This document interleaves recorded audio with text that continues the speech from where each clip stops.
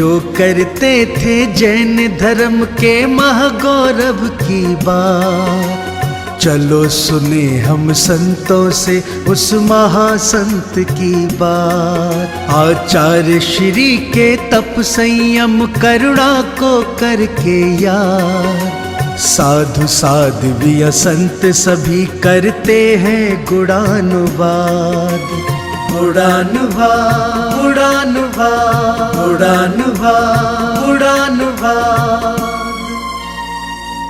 मैं बात सत्य कह रहा हूं। उन्हें किसी संघ की जरूरत नहीं थी, उन्हें किसी के संबोधन की जरूरत नहीं थी। हम और आपको लग रहा था कि हमारा योगदान कुछ चला जाए, लेकिन उन्होंने अपनी जो विचारधारा और जो जीवनचर्या बनाई थी उसमें किसी संघ की जरूरत नहीं थी। एक विद्वान व्रती ब्रह्मचारी के सामने आचार्य श्री ने यह बात रखी। उसने पूछा, आचार्य श्री अभी तो आपकी अवस्था ऐसी है, आपको तो संघ में कुछ महाराज जियों के लिए और सम्मिलित कर लेना चाहिए। तो आचार्य श्री ने कहा कि नहीं, इसमें से 2 को और मैं कम करना चाह रहा हूं।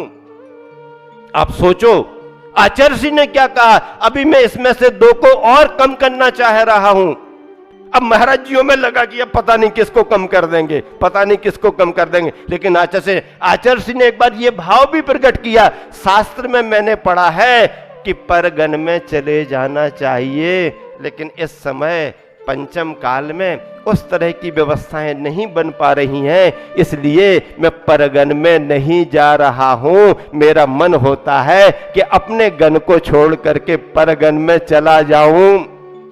कितनी बड़ी बात है, रिकॉर्ड है, इतिहास है, इतिहास के पन्ने की बात मैं आपके लिए सुना रहा हूं।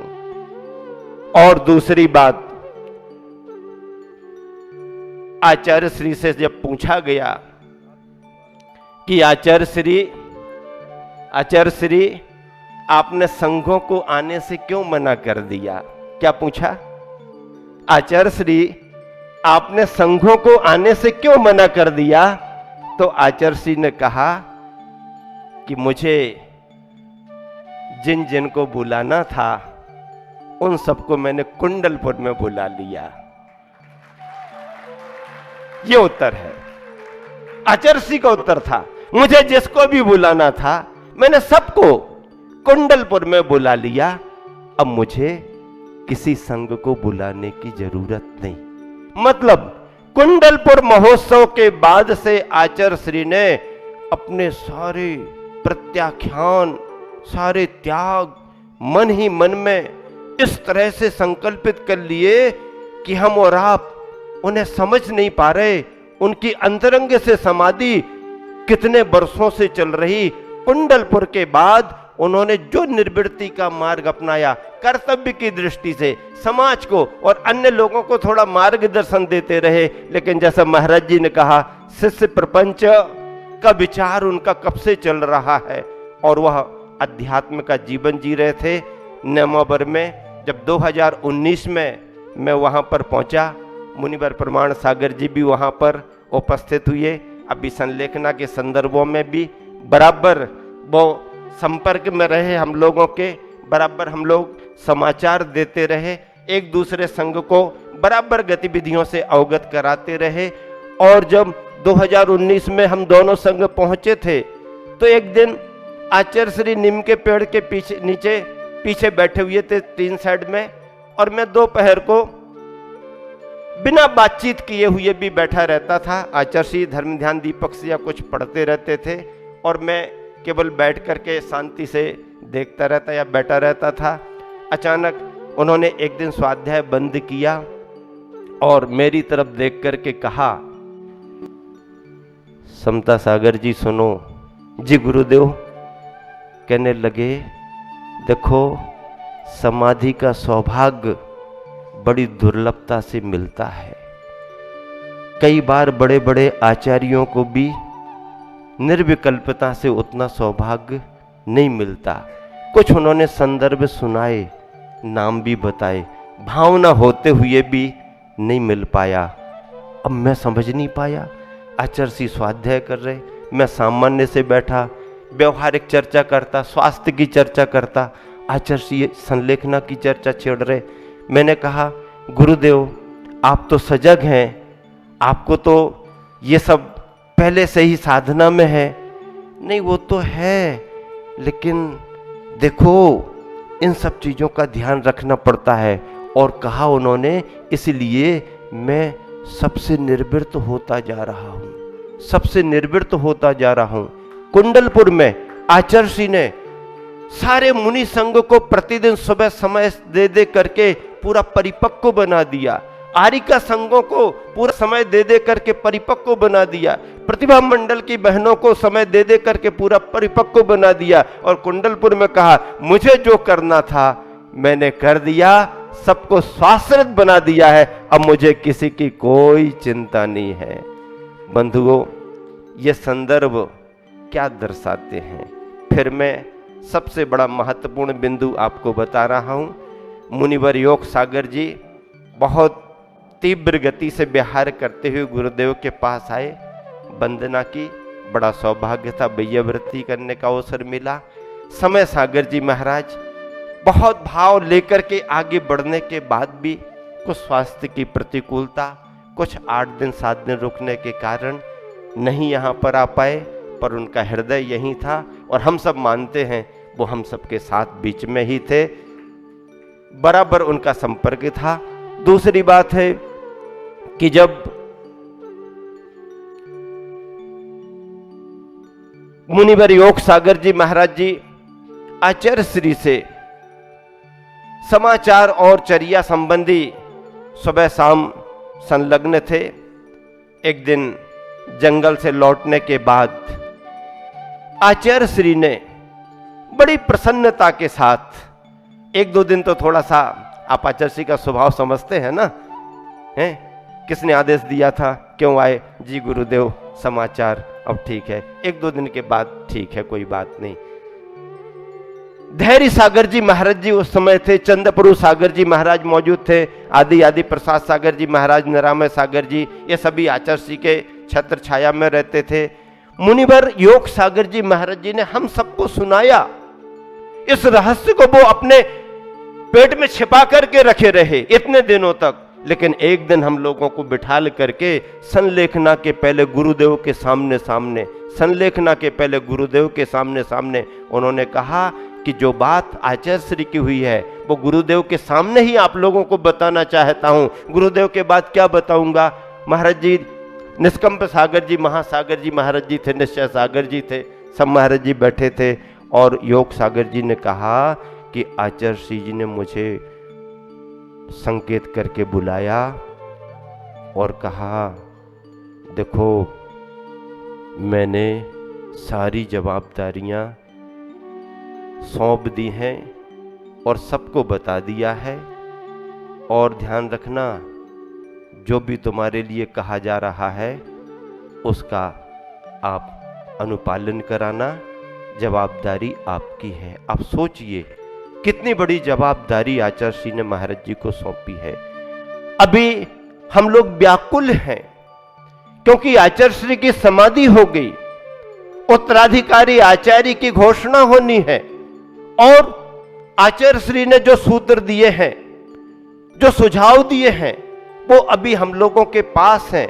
अभी ये संघ के प्रतिष्ठाचार्य की जवाबदारी थी और उन्होंने अपना कार्य शीघ्रता में किया, वो संघ की अनुमोदना से किया है, लेकिन वो प्रतिष्ठाचार्य की सूचना है, अभी संघ के मंच की घोषणा नहीं है। जो आचार्य श्री का उत्तराधिकारी भार है उन्हें जिम्मेदारी निभाने के लिए निवेदन करना पड़ेगा। संघ की परंपरा है भैया, यहां संघ बहुत संगठित है, पूरा संघ बंधा हुआ है। हम लोगों ने आचार्य श्री की संलेखना के समय में देखा, हजार किलोमीटर दूर रहने वाले महाराज जियों ने अपने कार्यक्रम स्थगित कर दिया, अपने पंच कल्याणकों को छोटा कर दिया, पंच कल्याणक के कार्यक्रम नहीं कराए। हमारे महाराज जियों ने सारे कार्यक्रम कैंसिल करके आचार्य श्री, और सबने कहा कि आचार्य श्री की जो भावना होगी सारा संघ उसका पालन करेगा, संघ मुट्ठी में बंद करके रहेगा। आचार्य श्री के सामने तो हम सभी करते आए हैं, आचार्य श्री के पश्चात भी उनकी परंपरा को इसी तरह से आगे बढ़ाएंगे, ये हम सबका संकल्प है। हम सब चाहते हैं कि हम छोटे रहें, योग सागर जी महाराज जी चाहते कि हम बिल्कुल सबसे पीछे रह करके काम करें। हमारे संघ के सारे साधु चाहते हैं आचार्य श्री की भावनाओं की पूर्ति होना चाहिए, क्योंकि परंपरा के वो आचार्य रहे हैं। ज्ञान सागर जी ने निष्प्रयता दिखाई, आचार्य विद्या सागर जी ने निष्प्रयता दिखाई, अब संघ भी निष्प्रयता दिखा रहा है। बंधुओं, गुरुवर ने निर्यापकों की उपाधि देख करके अपने कुछ शिष्यों को विशिष्ट विशिष्ट जिम्मेदारियां सौंपी हैं। वो निर्यापक आचार्य श्री के निर्देशों के अनुसार बहुत बड़ी योग्यता को रखने वाले हैं और उनके क्या कार्य हैं वो आचार्य श्री ने सारे निर्यापकों को बता दिए हैं। और संपूर्ण आचार्य विद्यासागर के संघ में आचार्य श्री के द्वारा घोषित निर्यापकों की विशेष पहचान और विशेष जवाबदारी और विशेष कर्तव्य रहेंगे। वो सारे निर्यापक अपनी संघ की परंपरा को पुष्ट करने में, प्रभावना करने में भरपूर प्राणपन से योगदान देंगे और आचार्य श्री की, आचार्य कुंद कुंद स्वामी की परंपरा को आगे बढ़ाएंगे। आचार्य श्री ने कहा था हम लोगों को कि ज्ञान सागर जी की जब तक समाधि चलती रही मैं सोया नहीं रात में और दिन में व्यस्त रहा। यहां हम लोगों की स्थिति भी यही रही कि रात में कोई महाराज जी नहीं सोए, 1 मिनट को नहीं सोए कोई महाराज जी पूरी रात। जैसे ही 8:30 बजे से संकेत मिलना शुरू हुआ, 10 सवा 10 बजे स्थिति पुष्ट होने लगी कि दीपक टिमटिमा रहा है, कोई भरोसा नहीं। सारे मुनि संघों को सूचना दे दी गई, सब बिल्कुल अलर्ट थे और रात लगभग 1:45 बजे से ये क्रम उल्टी गति का प्रारंभ हो गया। सब महाराज जी उपस्थित रहे, बहुत भावनात्मक तरीके से संबोधन रहा, जागृति रही आचार्य श्री की। और एक बार मैंने एक दिन वैयावृत्ति करते करते रात में ही हम महाराज जी कुछ बैठे थे, आचार्य श्री की बेचैनी देख रहे थे, तो मैंने पूछा आचार्य श्री से, आचार्य श्री आपको गर्मी लग रही है क्या? सिर हिला दिया, मतलब नहीं समझे कि लग रही कि नहीं लग रही। आचार्य श्री आपको सर्दी लग रही है क्या? ऐसा कर दिया। फिर पूछा, आचार्य श्री आपको कुछ बेचैनी हो रही है क्या? तीसरी बार पूछने में आचार्य श्री ने दोनों हाथ जोड़े, महाराज जी साक्षी हैं, दोनों हाथ जोड़े और सिर हिला करके नमन मुद्रा बना के नमोस्तु नमोस्तु बार बार किया। मतलब ये कहा उन्होंने कि तुम चिंता मत करो, हम अलर्ट हैं, सावधान हैं, हम सिद्धों को नमस्कार कर रहे हैं। हाँ, तुम हमारी गर्मी सर्दी की चिंता मत करो, तुम्हें तो हमने वैसे ही छोड़ दिया है, तुम्हारी चिंता कहां है, इसलिए तो तुम लोगों को बुलाया नहीं है। तुम यहां आकर के हमारी सर्दी गर्मी की चिंता कर रहे हो, बेचैनी बढ़ रही है। और हाथ उठा करके, दोनों हाथ जोड़ करके, सिर ऐसा करके और ऐसी नमस्कार की मुद्रा बनाई। इससे बड़ी चैतन्यता का परिणाम और क्या होगा। बड़े बाबा का गंधोदक आया, आचार्य श्री को लगाया, आचार्य श्री ने हाथ जोड़े बड़े बाबा को। देखिए, यही व्यक्तित्व है कि दिल्ली में भाजपा की केंद्रीय कमेटी का राष्ट्रीय अधिवेशन चल रहा था, उसमें लगभग 12,000 प्रतिनिधि विशिष्ट व्यक्ति थे और उनमें भाजपा का अध्यक्ष जेपी नड्डा आचार्य श्री से इतना प्रभावित था, उसको समाचार मिलते ही उसने कार्यवाही प्रारंभ करने के पहले, जैसे हम मंगलाचरण नमोकार करते हैं ना, ऐसा करने के पहले ही उसने अपने क्या किया, सबको खड़े करा करके, जिसमें प्रधानमंत्री है, रक्षा मंत्री है, गृह मंत्री हैं, प्रदेशों के मुख्यमंत्री हैं, बड़े बड़े उनके संगठन के महामंत्री हैं, आदि आदि, सबने 1 मिनट की मौन श्रद्धांजलि की। दुनिया का, अपने देश का ये पहला रिकॉर्ड है, इतिहास है कि किसी एक पार्टी के उसमें पूरे सभी ने किया। और फिर जब प्रधानमंत्री जी का बोलने का समय आया तो प्रधानमंत्री जी ने कितने भावुक होकर के कहा। बीच में रुके रहे 3-4 मिनट के उनके उद्बोधन में 2-2.5 मिनट उन्होंने आचार्य श्री के प्रति निकाले।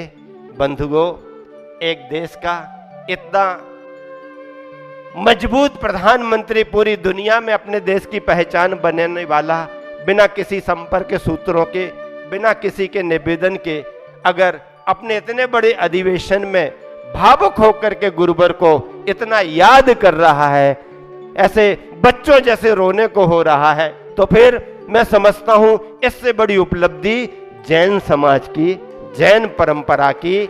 देखिए, देशभूषण आचार्य महाराज ने लाल बहादुर शास्त्री को आशीर्वाद दिया था। जैन समाज कितनी गौरवान्वित हुई।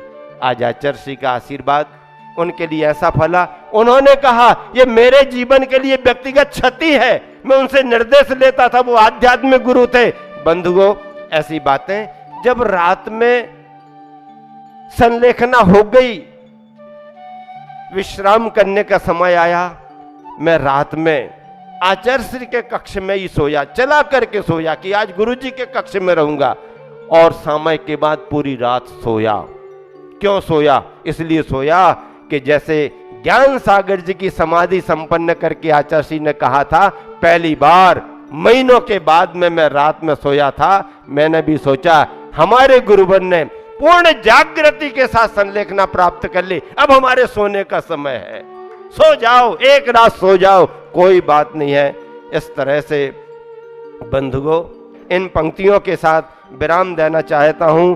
कदम कदम बढ़ाए जा, गुरु के गीत गाए जा। कदम कदम बढ़ाए जा, गुरु के गीत गाए जा।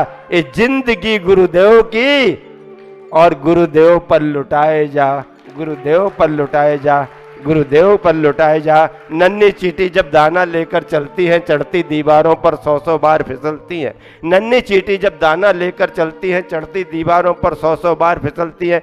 उनके मन का उत्साह, रगों में साहस बढ़ता है, गिरकर चढ़ना, चढ़कर गिरना ना करता है। आखिर उसकी मेहनत बेकार नहीं होती, और कोशिश करने वालों की कभी हार नहीं होती, कोशिश करने वालों की कभी हार नहीं होती। गुरुवर को बीमारी ने जरूर घेरा, लेकिन बीमारी से गुरुवर हारे नहीं। इस हार को भी उन्होंने अपने गले का हार उपहार बनाया और हम सबके लिए आदर्श दिया।